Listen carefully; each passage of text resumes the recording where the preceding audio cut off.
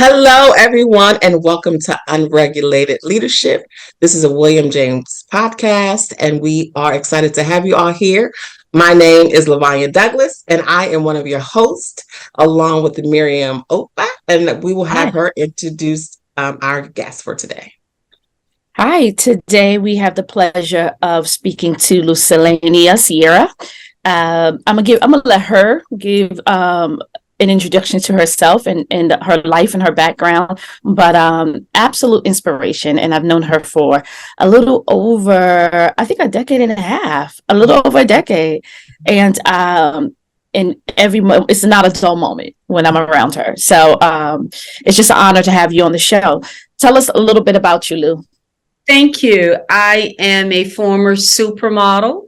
On that note, I've lived in Paris, Italy, Germany, Tokyo, New York, and visited over 40 countries. I speak a little of 5 languages, and I parlayed that modeling career into becoming a runway coach. I am the choreographer for such pageants you've seen on television as Miss USA and Miss Universe for over 14 years. I have choreographed things like Ford's Supermodels in Albania and Kosovo.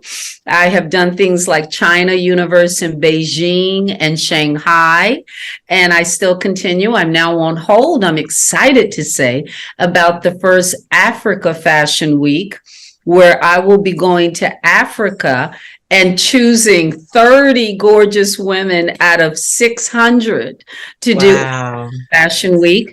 I've taken the life coach and parlayed that into, the runway coaching into life coaching, where I work with a lot of colleges and universities on interview technique, financial stability, landing the job, retirement, all of that. So I am what some call a Renaissance woman. I call her just a hustler.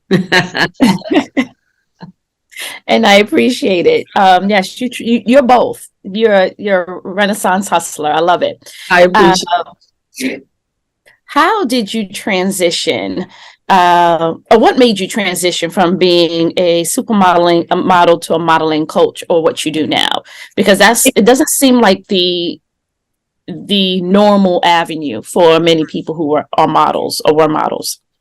It became totally organic, which I will, before I go into that, I will just stress to parents, please find your kid's passion. Order that passion, please, because I would have had no idea in my wildest dreams. My mother giving me a nature of always wanting to give back. I had a friend who was a professional model alongside with me, and she would get the call back but never land the job.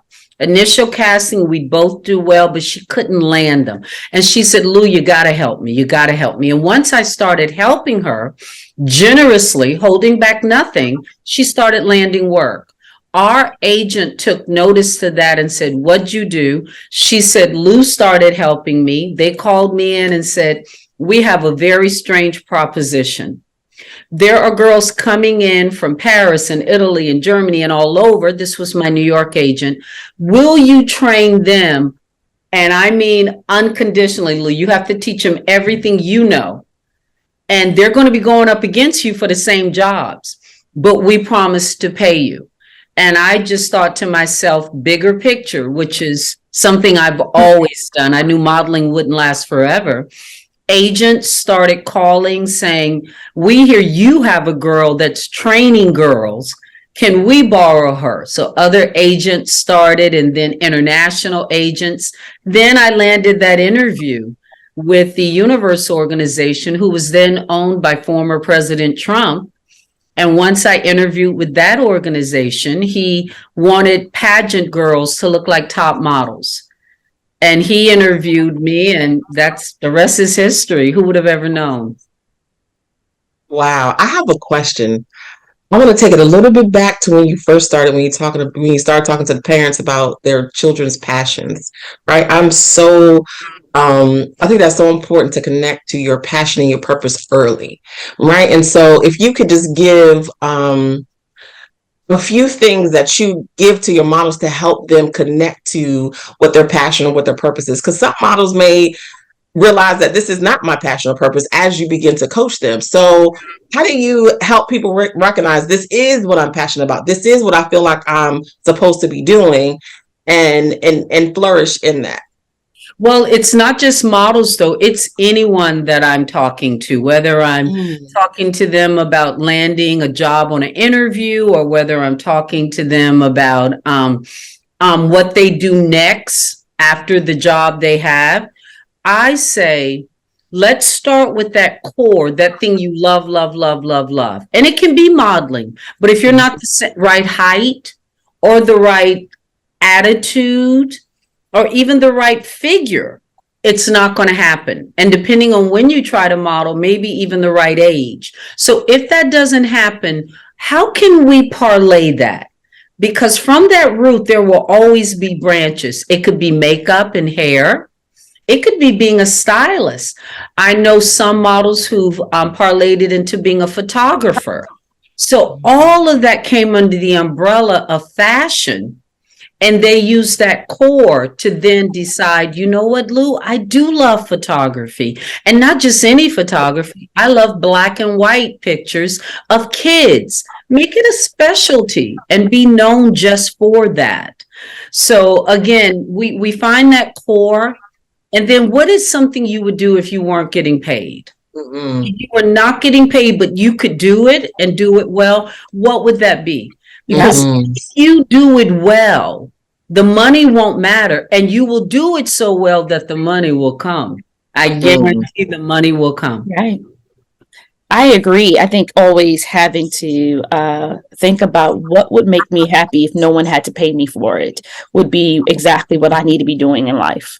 I 100%. Yes. Thank you. That was great. You have some success stories, and so I don't want to tell them. In just the most recent years, you've had a number of success stories. Please tell us some of the things that you've done most recent that you're really proud of. Oh my gosh, there is so many. God has just been blessing. If you asked me to name a top 5, I probably couldn't.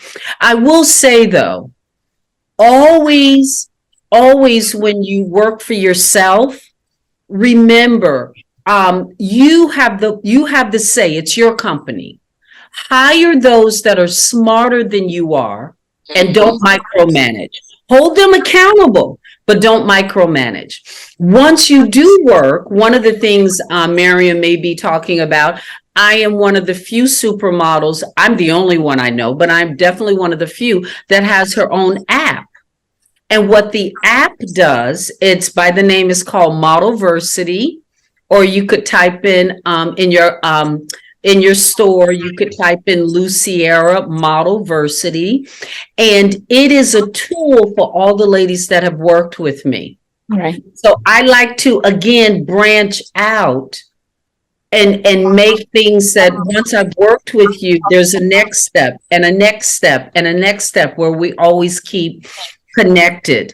I'm very excited. I've opened my second location, and I don't mind sharing. In 2 months, I'm going to be 59 years old. So for me to branch out and say, let me have another location at this stage in life was a little bit like, you sure, Daddy, you want me to do this? But I'm very excited. In my wildest dreams, I would have never thought it would have been this successful. So I am now in 2 locations, and I'm still on tour. In April, I'll be hosting the red carpet for the Global Pageant Awards. In July, I'm hosting one of the biggest pageants, and that'll be in Atlanta. As I said, I'm on hold for so many. I'm on hold to go to Saudi Arabia for the first time in October. We're still trying to figure out Dubai, if that's going to happen. So God is just blessing, and I am just working tremendously. They are trying to get me out of retirement for modeling. The 2 biggest modeling areas that are doing very well these days are full figure and what they call classic beauty, which means over 35. And these two areas are growing like crazy. And a lot of the girls have, a lot of my contemporaries have gone back into modeling. I'm fighting it because I just don't want, I love working for myself and don't want to put myself in a lineup again when someone's choosing who wears what and who's going to do what and things like that. But I am extremely happy these days. I love that. You mentioned you have 2 locations. That means that you are a leader, and that means that you must have some staff. So, can you tell us what makes you, we said the title of the show is Unregulated Leadership. So, tell us what makes you an unregulated leader. I'm going to go back again to parents really quickly. When you have that kid that needs to know why, you know that, but why, don't get upset. Because even to this day, the ladies I coach, I say, when someone tells you something, question why. And if it doesn't make sense, then don't do it. Leaders don't ask a question and then blindly say, okay. Leaders question things. So it's okay to question. When you have that child, I'm not unlike myself, who will run away from you in the grocery store just so she can get in front of a stranger and say, may I act for you? And they're like, I don't want any money. I just want to practice. And I remember my mother looking at me like, you are going to get a pop when you get home. But it was my way of practicing. And by the age of 10 and 11, I was trying to perform at every street fair. By the age of 12, I hired 3 cousins to be my grandkids. I was reciting the poem by Langston Hughes, The Negro Mother. Back today to tell you the story of a long, dark way that I had to climb, that I had to know in order that our race might live and grow. Look at my face, as dark as the night, yet shining like the sun with love, true light. It's a very long poem, and I tried to be the grandmother and hired cousins who all quit when they realized I was getting paid $100 and I was only paying each of them $5. But again, that's that bottom line. I say, was I upset at my dad, who made me do the bookkeeping every Friday night? He couldn't read or write English. And being a gardener, I would have to add up all the checks at the end of the week. What were the bills? What was going to be left and things like that? I hated Fridays. Am I happy now? Yes, because I do the bookkeeping for 3. I have 3 companies. 3, I do the bookkeeping every 3 months in my ledger. Now I have an accountant that does my taxes, but every check and balance adds up with the sheets. That came from doing that. Was I unhappy when my mother said, if you want to go to modeling school and acting school and dance school, every penny you save, we will match? So what she taught me to do was go to the grocery store. And if this cereal was on sale and we bought 3 boxes, how much were we saving? And everything I could show her we were saving, she would put into my account. And I tell parents to this day, it's okay for your kids to help pay for their extracurricular activities. It taught me to save. So even today, when I go into a grocery store, I don't say, what do I feel like eating? I see what 3 proteins are on sale and which of the 3 do I want to eat. That's the way I live. So there's always something in a fund for a rainy day. Those life lessons that we teach our kids become leadership qualities as they get older. And no kid wants to hear, this is what I think you should do. They want to hear, this is how I did it. That is so good. That reminds me of like being the example. Like a lot of times people say, don't do as I say, not as I do. And that is not. Another clear example, ladies, I'd like to make sure. I was 17 when I moved to New York alone. And I now think about it, I had to be a little cuckoo, but my mother knew she had no option. I had graduated at the top of my class, and my father said, you can leave when you can take 10 grand and show me a bank account with 10 grand in it. and I work 3 jobs. I mean, cleaning the floors at Dunkin' Donuts and in the mall at a store called Lori's, and for one of my relatives cleaning home just to save. And I mean, honestly, when I left, there was big holes in the bottom of my sneakers because my mother stopped paying for everything because she did not want me to leave. But that day that my father came home and my sister was like, Lucy, is she leaving tomorrow? She leaving. He said, show me the bank account. And I said, Dad, not only did I save 10 grand and I'm taking 10 grand, I paid for an all-women's hotel. It was called the Martha Washington All-Women's Hotel on Madison and 32nd Street. I said, I paid rent for 5 months as well. He didn't tell me to do that. I said, that should give you or mom enough time to come up and help me find an apartment. Always do above and beyond. The expectations. Don't do agree. That's beautiful.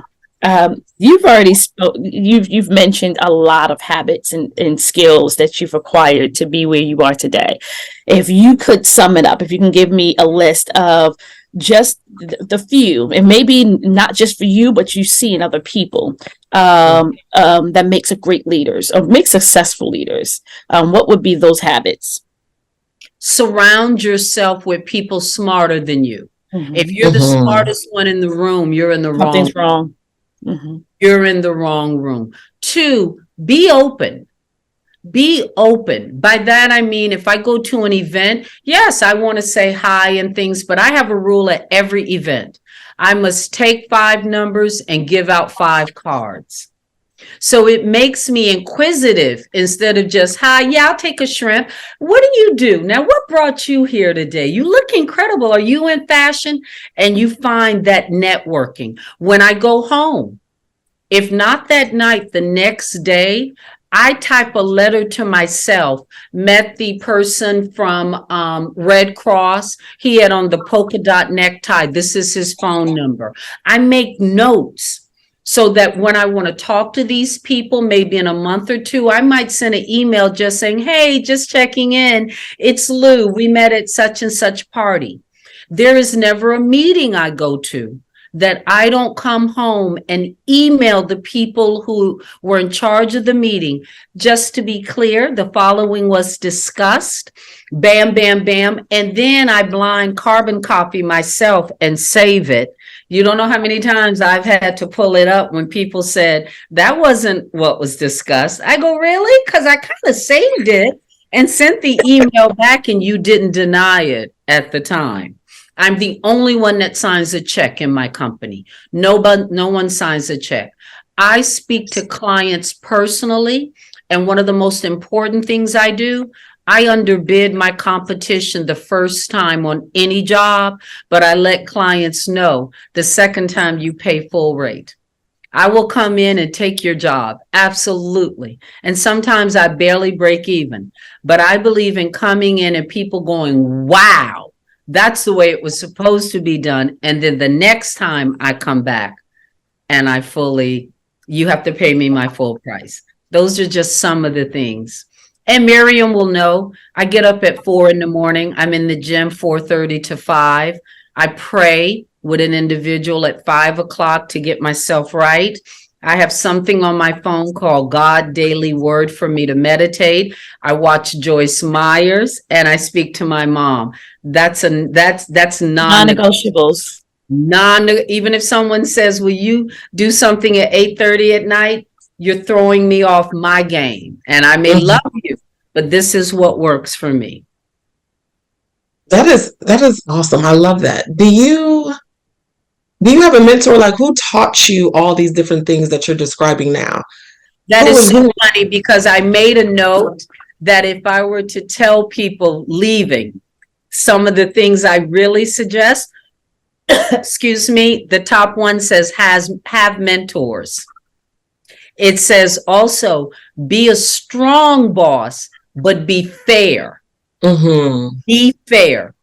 And the last thing I would say, I wrote a little note that I wanted to make sure I get these in. To young people who are listening to me, Live now like none of your friends are living. You're not partying at night. You're working, you're resting, you're focused. Live now like none of your friends are living. So when you get old, you're living like none of your friends are living. Yeah. That it's so funny. That really was on the bottom half of my note sheet to make sure I get that out. So yes, mentors are very, very, very important. I love that. Have you had specific mentors only in modeling and business? You talked about so many different things that you do.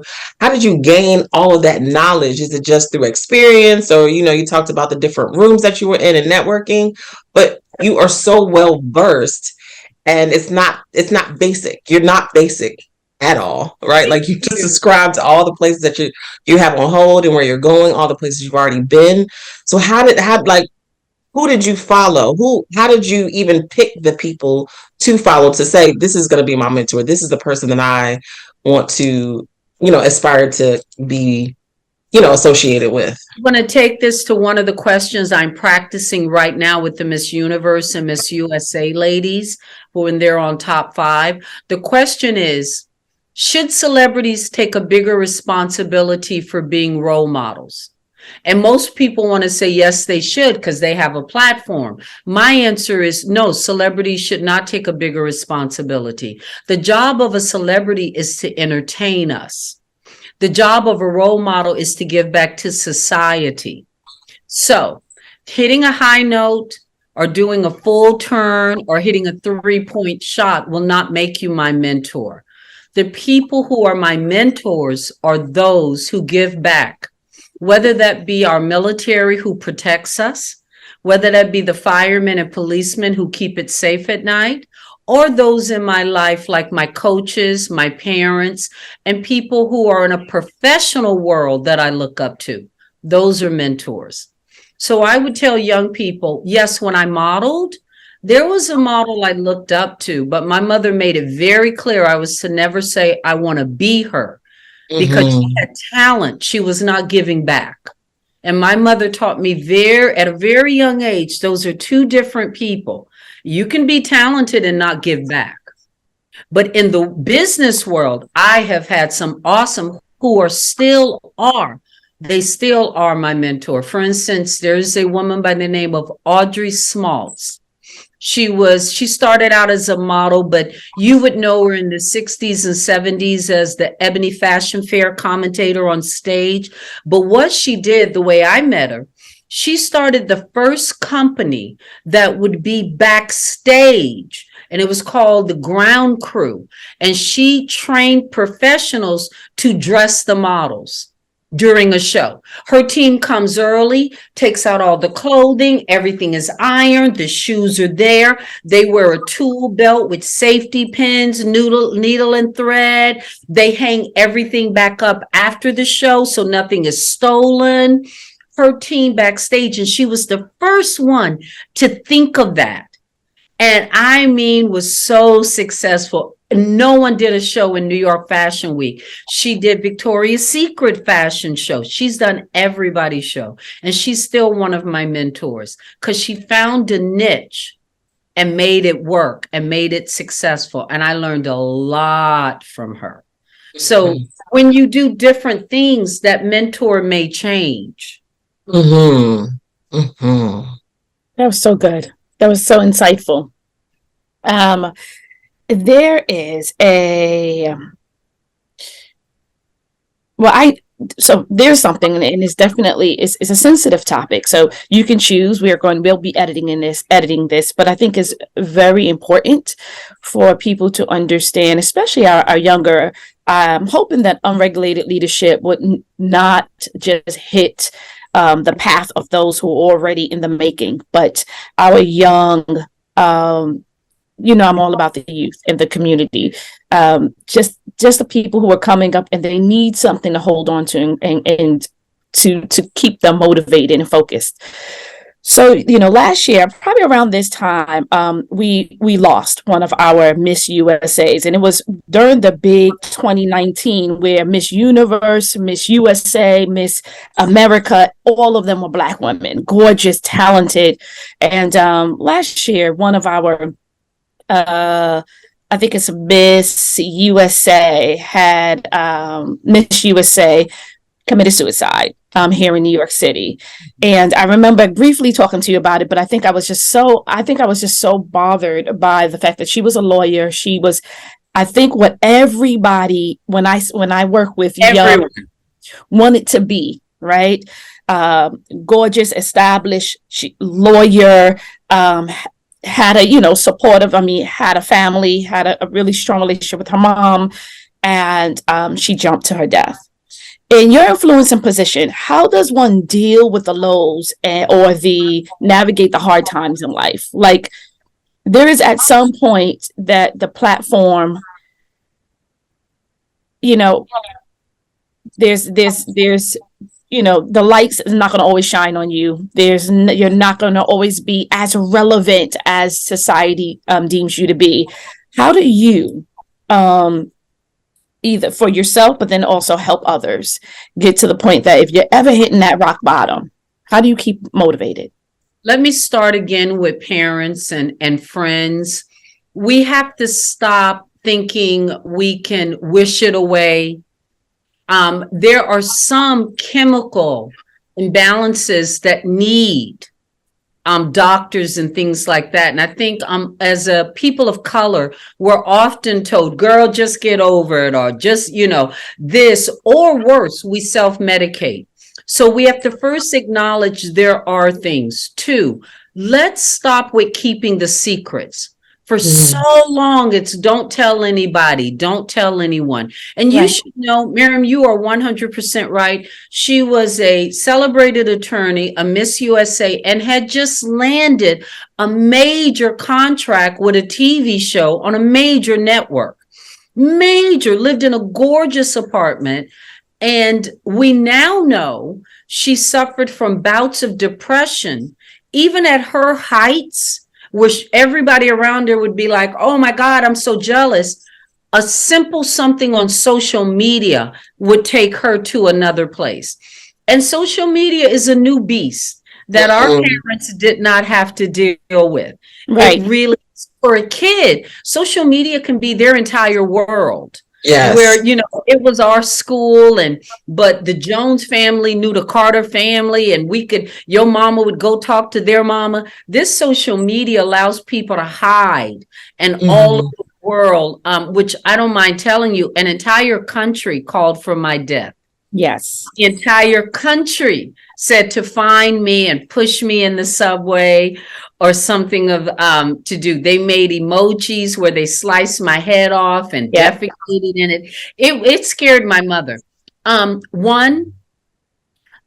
now in the last 15 years, I can say it's my faith. It's my walk hand in hand with God. And I don't mind telling you, there are days I cry. There are days I'm on my knees. I would never tell anyone we need to hold things in. I would just say we don't have to stay in that place. And for me, again, it's God and my faith. I have been given some incredible people, whether that be family or my spiritual family, that I can call. Long ago with me too, it was self-medicating. I'm thankful now through the grace of God, the last 15 years, that is not the case. But I also set myself up to win. I have mantras that I say over and over.